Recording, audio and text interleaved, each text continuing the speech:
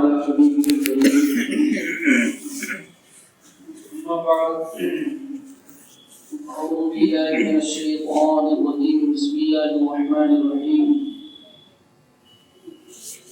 سبحان الذي أسرى بعبده ليلا من المسجد الحرام إلى المسجد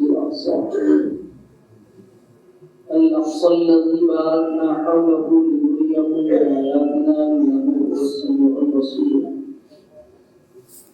صدق الله العظيم وصدق وبلغ رسوله النبي الأمين النبي الكريم ونحن على ذلك لمن الشاهدين والشاكرين والحمد لله رب العالمين. رسول برکت کے لیے بارگاہ رسالت باب میں نذرانہ درود و سلام پیش کریں. اللهم صل على سيدنا ومولانا محمد معظم الجود والإكرام وآله وصحبه وبارك وسلم صلاة وسلاما عليك يا رسول الله صلى الله تعالى عليه وسلم. معزز سامعین اکرام، یہ رجب کا مہینہ ہے جو اپنے دامن میں بہت ساری خوبیاں سمیٹے ہوئے. ان میں سے کچھ تذکرہ میں نے گزشتہ جمعوں میں بھی کیا. اس مہینے کی خصوصیت یہ بھی ہے کہ اس مہینے کی 27ویں تاریخ کو رب تعالیٰ نے اپنے محبوب صلی اللہ تعالیٰ علیہ وسلم کو معراج پر بلایا. معراج کا معنی ہوتا ہے بلندی کی طرف جانا. سرکار صلی اللہ علیہ وسلم نے حدیث میں فرمایا مجھے عروج کی طرف لے جایا گیا، بلندی کی طرف لے جایا گیا. اسی لفظ سے یہ لفظ معراج بنا ہے. معراج کیا ہے، بس اس کی عقائد کی کیا حقیقت ہے وہ میں آپ کے سامنے رکھ دیتا ہوں. تو اس وقت میں معراج نامہ بیان کرنا یا اس کی حکمتوں پر غور و فکر کر کے اس پر تفصیلی گفتگو کرنا یہ ممکن نہیں ہوتا ہے. چند باتیں ذہن میں رکھ لیجیے. اللہ تعالیٰ ہمیں اپنے محبوب صلی اللہ تعالیٰ علیہ وسلم کی عظمتوں سے مالامال فرمائے. اللہ تبارک و تعالیٰ نے جتنے انبیاء و مرسلین دنیا میں بھیجے، ہر نبی کو نئے نئے انوکھے کمالات معجزات عطا فرمائے. کسی کو حسن و جمال دیا، کسی کو جام و جلال دیا، کسی کو ملک و مال دیا، کسی کو جود و نوال دیا، کسی کو عزت و اقبال دی. ہر نبی کو الگ الگ کمالات عطا فرمائے. لیکن جب اللہ تعالیٰ نے اپنے محبوب صلی اللہ تعالیٰ علیہ وسلم کو اس خاکدان عالم پر مبعوث فرمایا تو چند کمالات اور چند معجزات کے ساتھ نہیں عطا بھیجا، بلکہ جتنے کمالات دیگر انبیاء و مرسلین کو انفرادی طور پر ملے تھے، الگ الگ جو انہیں کمالات اور تصرفات اور اختیارات اور خوبیاں اور شمائل اور خصائل ملے تھے، اللہ تعالیٰ نے وہ سارے کمالات اپنے محبوب کی ذات میں یکجا طور پر جمع فرما دیے. کسی نے بڑی اچھی بات کہی ہے کہ خدا نے ایک محمد میں دے دیا سب کچھ صلی اللہ علیہ وسلم. خدا نے ایک محمد میں دے دیا سب کچھ، کریم کا کرم بے حساب کیا کہنا. اور اسی پر بس نہیں بلکہ اس کے علاوہ بھی پھر کچھ ایسے خصوصی کمالات عطا فرمائے کہ جس کمال سے نہ کوئی نبی و رسول مشرف ہوا، نہ کسی مقرب فرشتے کو ایسا مقام ملا. ان کو خصائص کبریٰ کہا جاتا ہے. یعنی خصوصیات تو اپنی جگہ پر ہے، لیکن کچھ خصائص کبریٰ اللہ نے اپنے محبوب کو عطا فرمایا. ایسی خصوصیتیں کہ جس میں کوئی ان کا ہم پلہ نہیں، کوئی ان کا مثل نہیں، کوئی ان کا شریک نہیں. خصوصیات اور کمالات میں ان کو خصائص کبریٰ کہا جاتا ہے. تو معراج کیا ہے؟ یہ بھی حضور صلی اللہ علیہ وسلم کے خصائص کبریٰ میں سے خصوصیت ہے. جس طرح قرآن یہ سرکار صلی اللہ علیہ وسلم کے خصائص کبریٰ میں سے تورات، انجیل، زبور یہ آسمانی کتابیں ہیں. پیغمبروں پر نازل ہوئی، رسولوں کو ملی، قوم کی ہدایت کے لیے ملی، لیکن قرآن ایک ایسا معجزہ ہے مصطفیٰ جان رحمت صلی اللہ تعالی علیہ وسلم کا کہ دیگر جتنی آسمانی کتابیں تھیں ان میں تحریف ہو گئی، وہ بدل گئی، ان کی اوریجنلٹی نہیں رہی، تحریف کرنے والے کامیاب ہو گئے، امتوں کو ان کی حفاظت کی ذمہ داریاں دی تھی، بجائے حفاظت کرنے کے انہوں نے اس میں خیانت کی، رد و بدل کر دیا، سنشودھن کر دیا، وہ کتابیں آج اپنی اصلی صورت پر موجود رہی۔ مگر قرآن ایسی کتاب ہے کہ جیسا نازل ہوا تھا حرف بحرف ویسا ہی موجود ہے، اور قیامت تک اس میں کوئی تبدیلی پیدا نہیں کی جا سکتی، اور قیامت تک آنے والے تمام مسائل کا حل اللہ نے صرف قرآن مجید کے اندر عطا فرما دیا۔ یہ الگ بات ہے کہ ہم تو صرف اسے فاتحہ اور اصالہ ثواب کی کتاب سمجھ بیٹھے، اب آ رہی ہے شب برات صاحب پڑھی پڑھائی قرآن شریف دے دو، یا ہمارے گھر پہ آ کے قرآن پڑھ کے چلے جاؤ، بس اتنا سا ہم سمجھ کے بیٹھ گئے۔ ہاں اس کی تلاوت کی برکتیں ہیں، اس میں کوئی حرج نہیں ہے، لیکن نزول قرآن کا مقصد تفہیم آیات ہے، احکام کو سمجھنا ہے، ان پر عمل کر کے اپنی زندگیوں کو بدلنا ہے۔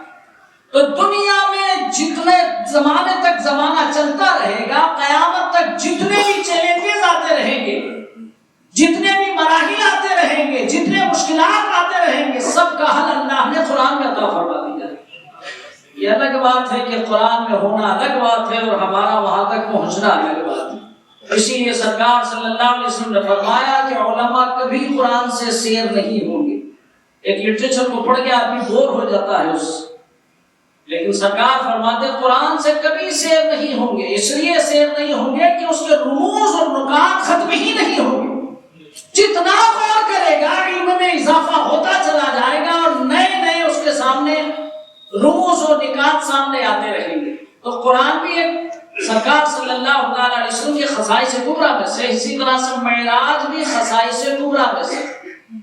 اللہ تبارک و تعالی کو جو قرب اللہ نے شب معراج عطا اپنے محبوب کو عطا فرمایا، اور جو سفر معراج اللہ نے اپنے حبیب صلی اللہ تعالی علیہ وسلم کو عطا فرمایا، ایسا قرب، ایسی رفعت، ایسی رفتار، ایسا کمال کسی نبی و رسول کو میسر نہیں ہوا۔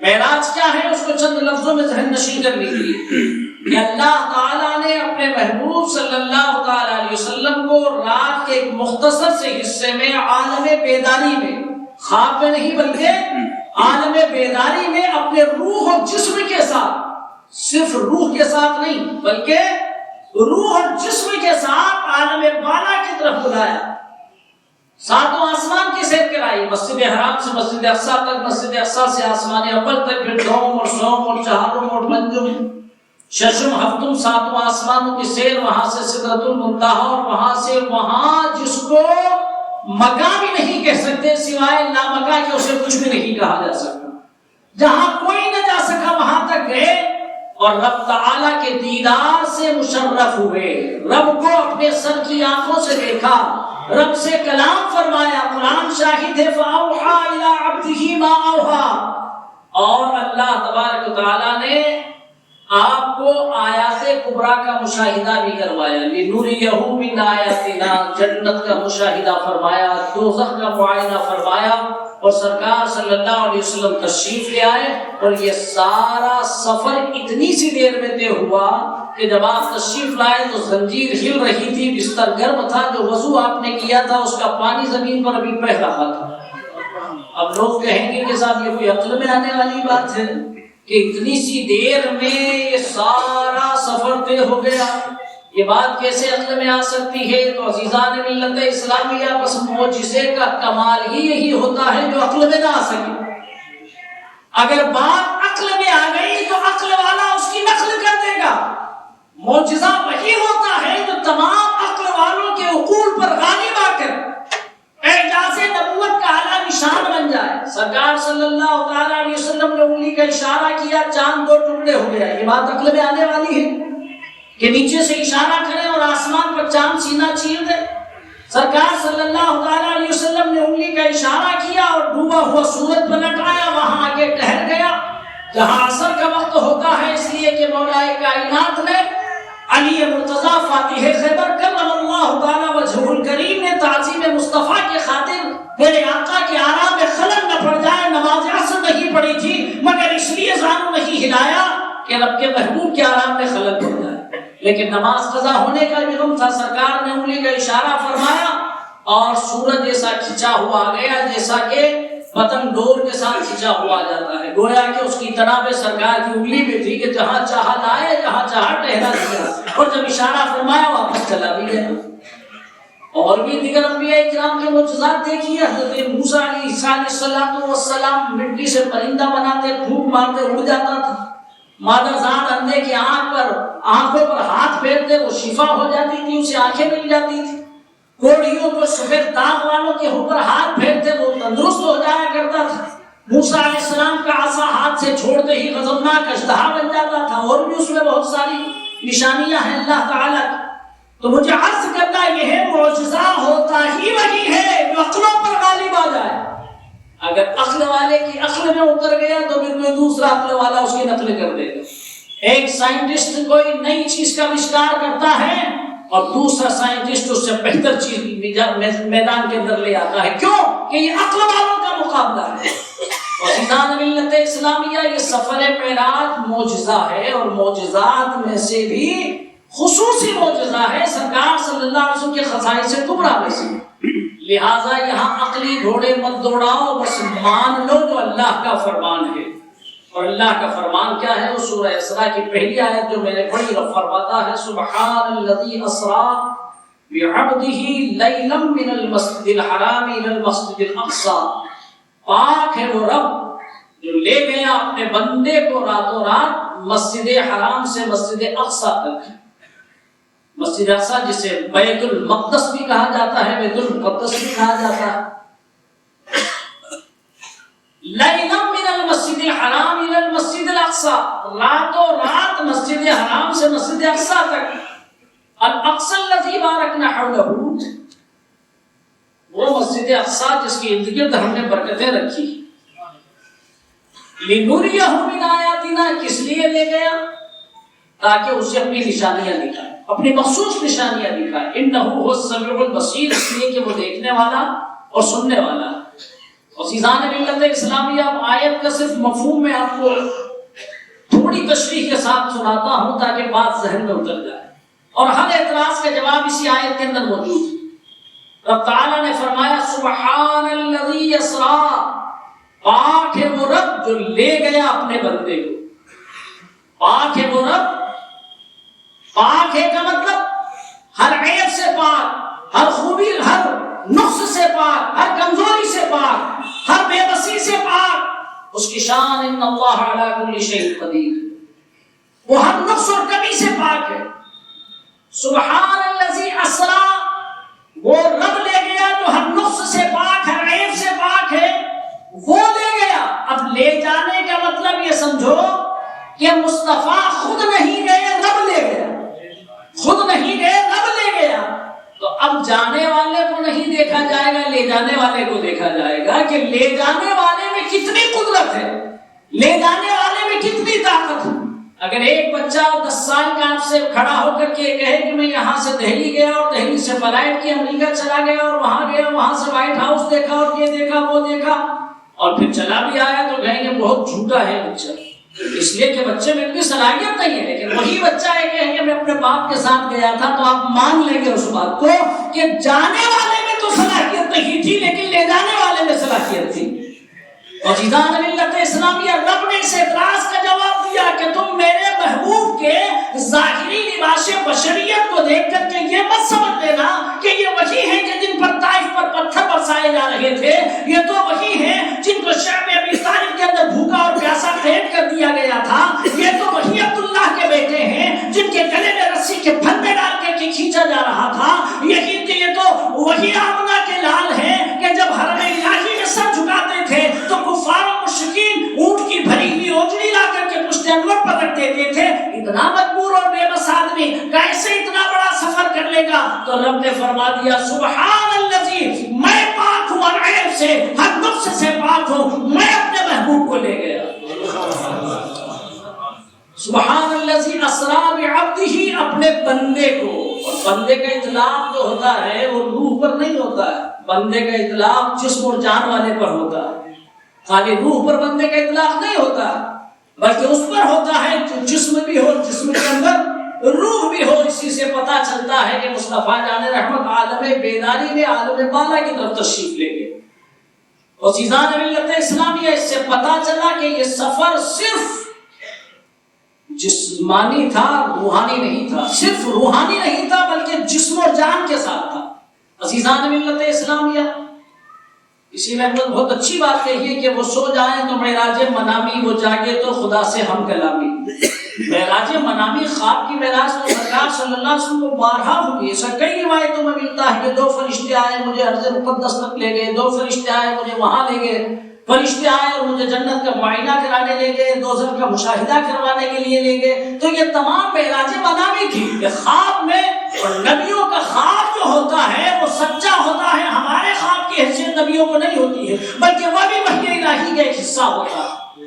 تو عزیزان ملت اسلامیہ، جو لوگ یہ کہتے ہیں کہ وہ صرف خواب کا تھا، معاملہ بیداری کا نہ تھا، تو اس پر علماء کرام نے بہت ساری دلیلیں دی ہیں اور بہت سارے حوالے پیش کر کے یہ ثابت کیا ہے۔ اور ہندوستان کے بہت ہی مشہور و معروف عالم دین حضرت ملا احمد جیون رحمۃ اللہ علیہ، انہوں نے تفسیرات احمدیہ میں یہی لکھا ہے کہ جو یہ کہے کہ یہ سفر معراج خواب میں تھا، بیداری میں نہیں تھا، جو یہ کہے کہ صرف روح کے ساتھ تھا، جسم کے ساتھ نہیں تھا، تو فرماتا ہے ضال مضل فاسق مبتدع، ایسا شخص گمراہ ہے، گمراہ گر ہے، فاسق ہے اور بدعتی ہے۔ عزیزان ملت اسلامیہ، بہرحال اہل سنت و جماعت کا یہ موقف ہے کہ یہ سفر معراج تھا، اس کے بعد جو بیداری کے عالم میں تھا اور جسم کے ساتھ تھا۔ اور یہ بھی یاد رکھیے کہ بہت ساری روایات اور حوالے علماء نے اس بارے میں پیش کی ہے، لیکن میں ایک عقلی بات آپ کے سامنے پیش کرتا ہوں جس سے بھی آپ کی اس عقیدے کو انشاءاللہ تقویت ملے گی۔ جب معراج ہوئی اور سرکار صلی اللہ تعالیٰ علیہ وسلم نے صبح کو عتیم کے پاس کھڑے ہو کر کے اپنا سفر معراج بیان فرمایا، تو یہ مکہ والے وہیں اپنی منڈلیاں لگا کے بیٹھے رہتے تھے، کچھ کام تو ان کے پاس تھا نہیں، بزنس کیا کرتے تھے، پھر فرصت میں رہتے تھے، بس شور مچانا شروع کر دیا، ہلڑ مچانی، جھوٹ بول رہے ہو، جھوٹ بول رہے ہو، ہم نہیں مانیں گے، یہ کیا جانے کہ بیت المقدس کہاں پر ہے، یہ کبھی یہاں سے گئے نہیں ہیں، انہوں نے کبھی سیریا کا سفر نہیں کیا، یہ وہاں گئے ہی نہیں۔ بہرحال جب انہوں نے اعتراض کیا تو سرکار صلی اللہ تعالیٰ علیہ وسلم کے سامنے اللہ نے سب کچھ کر دیا، وہ پوچھتے گئے، یہ جواب دیتے چلے گئے۔ لیکن ایک عقلی بات میں آپ کے سامنے پیش کروں، ابو جہل تو اس دن پاگل ہو گیا بالکل کہ آج آیا موقع دشپرچار کا کہ ہم کہیں گے اتنی بڑی جھوٹ اور پھر کہتے ہیں کہ یہ صادق ہیں، یہ امین ہیں، یہ سچے ہیں، کیسے مان لیں ان کی بات؟ بھاگا بھاگا پھر رہا تھا چاروں طرف، آبادیوں سے باہر بھی جا کے حضرت یہی پرچار کر رہا تھا، حضرت صدیق اکبر سے ملاقات ہوگی جو اب تک ابو بکر ہی کہلاتے تھے۔ ان سے کہا کہ اے ابو بکر سنو، اب بھی تم اپنے ساتھی کو سچا کہو گے؟ آج تو انہوں نے اتنی بڑی ہاں کی ہے کہ اس سے بڑا جھوٹ ہو ہی نہیں سکتا۔ ہاں کیا معاملہ ہے؟ کہا وہ کہہ رہے ہیں کہ میں رات کو مسجد حرام سے مسجد اقصیٰ گیا اور مسجد اقصیٰ سے آسمانوں کی سیر کرتا ہوا، رب سے شرف کلامی حاصل کرتا ہوا، جنت و دوزخ کا معائنہ کرتا ہوا راتوں رات آ گیا۔ بتاؤ اس سے بڑھ کر کوئی جھوٹ ہو سکتا؟ یہ ممکن ہے؟ اب سنیے ایمان والے کا جواب کیا ہوتا ہے۔ حضرت ابوبکر صدیق رضی اللہ تعالیٰ فرماتے ہیں ابو جہل اگر واقعی میرے نبی نے یہی فرمایا ہے جیسا تو کہہ رہا ہے تو میں اس سے بھی زیادہ حیرت انگیز بات اگر رب کا محبوب فرما دے تو اس کو بھی مان لوں گا کہ تمہاری عقلیں میں کوتا ہو سکتی ہے، رب کا فرمان کبھی جھوٹا نہیں ہو سکتا۔ عزیزان ملت اسلامیہ، حضرت صدیق اکبر رضی اللہ تعالیٰ عنہ کے لیے آسمان سے صدیق اکبر کا خطاب اسی دن نازل ہوا۔ صدیق کا مطلب تصدیق کرنے والا، صدیق اکبر سب سے بڑا تصدیق کرنے والا، کیونکہ صدیق اکبر کا ایمان کے کہہ رہا تھا عقل مانے یا نہ مانے، شعور تسلیم کرے یا نہ کرے، رب کے محبوب نے فرما دیا وہی سچا ہے۔ حضرات یہیں سے ہمیں یہ بھی عقیدہ ملتا ہے کہ ہمارا ظرف کتنا سا ہے، ہماری عقل کتنی سی ہے، ہمارا شعور کتنا سا ہے، ہمارا وجدان کتنا سا ہے، جس پر ہم بڑا ناز کرتے ہیں۔ ارے صاحب یہ تو بات سمجھ میں نہیں آتی، اسلام کا ایک قانون آج کے زمانے میں چلنے والا نہیں ہے. ارے صاحب آپ سنتوں کی بات کرتے ہیں, آج کے زمانے میں سنتوں پر کیسے عمل کر پائے گا؟ توبہ نعوذ باللہ. اس طرح کی جو جاہلانہ بکواسیں ہم کرتے ہیں اور اسلامی اصول کو, مصطفیٰ کی شریعت کو, مصطفیٰ علیہ رحمت کی سنتوں کو ہم عقلی معیار کے اوپر تولتے ہیں. ان نادانوں کو سبق حاصل کرنا چاہیے صدیق اکبر کے اس کردار سے کہ ایمان اسے کہتے ہیں کہ مان لیا تو بس مان لیا. جب ہم نے خدا کو بن دیکھے مان لیا, مصطفیٰ جان رحمت صلی اللہ علیہ وسلم کو مان لیا, تو اللہ رسول کی ہر بات کو عقل تسلیم کرے یا نہ کرے مانیں گے. عزیزان ملت اسلامیہ, ایمان اسے کہتے ہیں کہ جو اللہ کا فرمان ہے, رسول اللہ کا فرمان ہے, اس کے آگے سر تسلیم خم ہے. عزیزان ملت اسلامیہ, اس سفر معراج کو کی خصوصیت اب تعالیٰ بیان فرماتا ہے لِنُرِيَهُ مِنْ آیَاتِنَا, تاکہ ہم اسے اپنی نشانیاں دکھائیں, یعنی مخصوص نشانیاں. سرکار دو عالم صلی اللہ علیہ وسلم نے اس سفر معراج میں جنت کی سیر بھی فرمائی. اپنے غلاموں کو جو وہاں محلات ملنے والے ہیں, جو انعامات ملنے والے ہیں, وہ بھی آپ نے ملاحظہ فرمایا. چنانچہ آپ نے حضرت فاروق اعظم کا جنتی محل بھی دیکھا, حضرت عمر بن طلحہ کا شاندار محل بھی دیکھا. حضرت بلال رضی اللہ عنہ سے فرماتے ہیں, بلال میں جنت کی سیر کرنے کے لیے گیا تو کیا معاملہ ہے کہ تم میرے آگے آگے چل رہے تھے؟ کون سا تم ایسا عمل کرتے ہو؟ یعنی جس طرح بادشاہوں کے آگے خدام آگے چلا کرتے ہیں, نقیب آگے چلا کرتے ہیں. ہٹ جائیے بات ابا ملاحظہ ہوشیار, اللہ صاحب تشریف لا رہے ہیں, تو خادم کی حیثیت سے بلال آگے آگے چل رہے ہیں. عرض کیا یا رسول اللہ, میرے پاس کوئی خاص عمل نہیں ہے, مگر اتنا ضرور ہے کہ جب بھی میں بے وضو ہوتا ہوں فوراً وضو کر لیتا ہوں اور 2 رکعت نماز تحیۃ الوضو پڑھ لیتا ہوں. پتہ یہ چلا کہ ہر وقت باوضو رہنا, زیادہ وقت باوضو رہنا, یہ بھی ایک عبادت ہے. کتنی دیر وہ باوضو رہتا ہے, فرشتے اس کے لیے مغفرت کی دعائیں کرتے رہتے ہیں. تو عزیزان ملت اسلامیہ, مصطفیٰ جان رحمت صلی اللہ علیہ وسلم نے دوزخ کا بھی معائنہ فرمایا اور وہاں دیکھا وہ کچھ اس میں سے لوگوں کو بیان بھی فرمایا. فرماتے ہیں عورتوں سے فرمایا, عورتوں میں نے دیکھا کہ دوزخ میں تمہاری تعداد زیادہ تھی. عرض کیا یا رسول اللہ, اس کی وجہ کیا ہے؟ فرما 2 وجہ سے. ایک تو تم ناشکری بہت کرتی اور ایک لعنت بہت کرتی. یہ عورتوں میں یہ 2 بیماریاں ہیں کہ وہ جہاں بیٹھے گی وہ میری فلاں ایسی, وہ فلاں ایسی, وہ فلاں ایسا, اور پوری زندگی شوہر اسے کھلاتا ہے پلاتا ہے, ناز و نعمت سے گھر میں رہتی ہے, ساری مشقتیں شوہر جھیلتا ہے. ذرا سی کبھی آتی کہتے ہیں اس پھوٹے گھر میں تو میں نے کچھ دیکھا ہی نہیں. تو یہ ناشکری یہ بھی بری عادت ہے, چاہے مرد کرے یا عورت کرے, اس سے ہمیں بچنا چاہیے. سرکار صلی اللہ علیہ وسلم نے فرمایا, میں نے قوم کو دیکھا کہ جن کے سر بڑے بڑے وزنی ہو گئے, ان سے اٹھا نہیں جا رہا, ان سروں کے بوجھ کے مارے. عذاب دینے کے لیے ایک مقرر ہے فرشتہ جو ایک بہت بڑا پتھر اٹھا کے اس کے سر پر مارتا ہے. دوزخ میں اسے یہ تکلیف دی جا رہی ہے, اور وہ پتھر جب اس کے سر کو کچل کر کے اچھلتا ہے, دور جا کے گرتا ہے, سر چور چور ہو جاتا ہے, وہ فرشتہ پھر اس پتھر کو اٹھا کر کے لاتا ہے تو اس کا سر واپس ٹھیک ہو جاتا ہے. پھر مارتا ہے, پھر سر پھوٹ جاتا ہے, پھر اٹھا کے لاتا ہے, تب تک پھر ٹھیک ہو جاتا ہے. سرکار صلی اللہ علیہ وسلم دریافت فرمایا, جبرائیل یہ کیا معاملہ ہے؟ آپ نے فرمایا یہ وہ لوگ ہیں کہ جن کے سر فرض نمازوں کے قرض سے بوجھل ہو رہے ہیں. اللہ, کتنا ہم نے آسانی میں لے رکھا ہے نمازوں کو قضا کرنا. ٹی وی دیکھ رہے ہیں نماز قضا, شادی میں چلے گئے پورے گھر کی نماز قضا, گپ شپ کرنے بیٹھ گئے نمازیں قضا, پرواہ نہیں کرتے ہیں. جن میں 5 وقت کی نماز فرض ہے اس وقت سے جب سے بالغ ہوا اور اس وقت سے جب تک اس میں عقل اور شعور باقی, چاہے اٹھا نہیں جا رہا ہو, بیٹھا نہیں جا رہا, بیٹھا نہیں جا رہا ہے تو لیٹے اشارے سے پڑھو. لیکن حال یہ ہے کہ مسلمانوں کی ایک بڑی تعداد بے دریغ نماز کو قضا کر دیتی.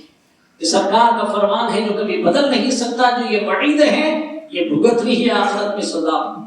سرکار صلی اللہ علیہ وسلم فرماتے میں نے قوم کو دیکھا کہ ان کے پیٹ بڑے بڑے گنبدوں کی طرح سے پھول گئے اور بالکل ٹرانسپیرنٹ ہے, اندر سے صاف نظر آ رہا ہے کہ ان کے اندر کیا ہے. اس کے اندر بڑے بڑے سانپ اور بچھو بھرے ہوئے ہیں.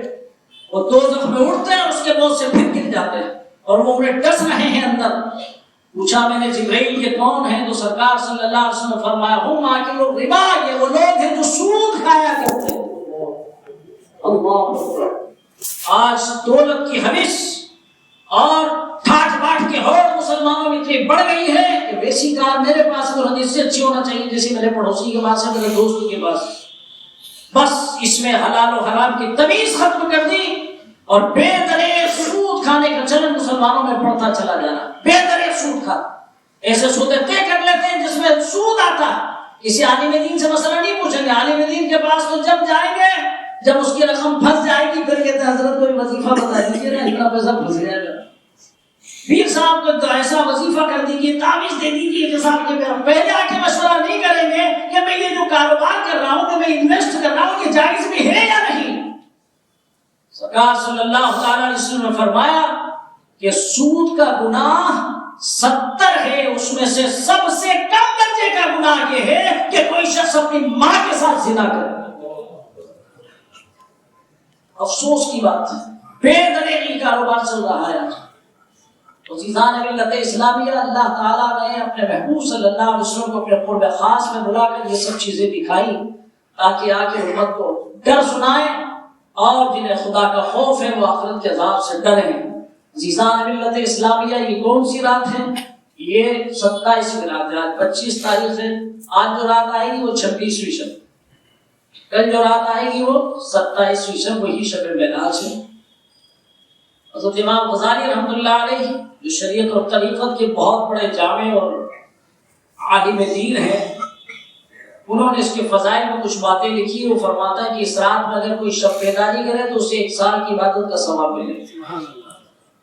آپ نے یہ بھی فرمایا کہ اس متبرک رات میں اگر کوئی شخص 100 مرتبہ تیسرا کلمہ پڑھے، سبحان اللہ والحمد للہ ولا الہ الا اللہ واللہ اکبر ولا حول ولا قوۃ الا باللہ العلی العظیم، اور 100 مرتبہ استغفار پڑھ لے اور 100 مرتبہ درود شریف پڑھ لے تو اللہ تبارک و تعالیٰ اسے بے شمار ثواب عطا فرمائے گا. روزے کے بارے میں بھی آپ نے احیاء العلوم میں تذکرہ کیا ہے کہ اگر کوئی 27ویں تاریخ کا روزہ رکھے تو اسے 60 برس کے روزوں کا ثواب اللہ تعالیٰ عطا فرمائے. تو ہمیں کچھ نوافل کی طرف بھی توجہ دینا چاہیے، مگر میں بارہا یہ جملہ دہراتا ہوں کہ نوافل کی یہ ساری عظمتیں اور یہ سارے ثواب جب ہیں جب ہم فرائض کو پابندی سے ادا کریں. اس کا مطلب یہ نہیں کہ ہم ذکر و اذکاری سے دور بھاگ جائیں، کم سے کم خدا کی بارگاہ میں سب جھکا کے اپنے گناہوں کی معافی تو مانگ لو، درود پاک کا ورد کر لو، مصطفیٰ جان رحمت صلی اللہ تعالی علیہ وسلم پر کثرت سے درود پڑھو گے، اللہ تعالیٰ بے شمار گناہ معاف فرما دے. عزیزان ملت اسلامیہ، ایسی متبرک راتوں میں ہمیں چاہیے کہ کچھ شب بیداری کریں، ذکر و اذکار کر لیں، نوافل پڑھ لیں. جن کے ذمہ قضا نمازیں ہو تو قضا نمازیں ہی پڑھیں، شب بیداری کا بھی ثواب مل جائے گا. صبح کو روزہ رکھ لیں، اور جو فرض روزے ہیں ان کے بارے میں بار بار میں کہتا ہوں کہ رمضان آنے سے پہلے پچھلے کا حساب لگا لو کہ کوئی روزہ ہمارا سفر کی وجہ سے یا کسی بیماری کی وجہ سے یا عورتوں کے ایام ممانعت کی وجہ سے قضا ہو گئے تو انہیں جلدی سے ادا کرو. اللہ تبارک و تعالی ہمیں صحیح معنی میں سچے طریقے سے عبادت کرنے کی توفیق عطا فرمائے. وآخر دعوانا الحمدللہ رب العالمین. السلام علیکم.